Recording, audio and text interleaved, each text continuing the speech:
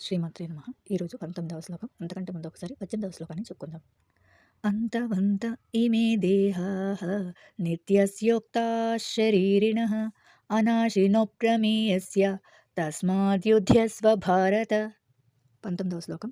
య ఏనం వేత్తి హంతారం యశ్చైనం మన్యతే హతం ఉభౌ తౌ న విజానీతః నాయం హంతి న హన్యతే. య ఎవరైతే, ఏవం ఇది అంటే ఇక్కడ ఆత్మ అని అర్థం. వేత్తి తెలుసుకుంటారో, భావిస్తాడో అనేసి. హంతారం చంపేది. యశ్చైనం ఎవరైతే, ఇది అంటే ఎవరైతే ఆత్మను, మన్యతే అనుకుంటాడో, హతం చంపబడేదని. యశ్చైనం మన్యతే హతం ఎవరైతే ఆత్మను చంపబడేదని అనుకుంటాడో.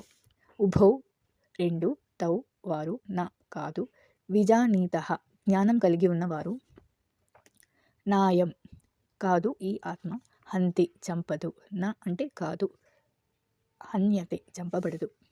ఎవడు ఆత్మను చంపేవాడిగా భావిస్తాడో లేదా ఎవడు ఆత్మ చంపబడుతుందని అనుకుంటాడో వారు ఇద్దరూ నిజమైన జ్ఞానం కలవారు కారు. ఎందుకంటే ఈ ఆత్మ చంపదు, చంపబడదు. శరీర స్థాయిలో మాత్రమే చంపబడటం కనిపిస్తుంది.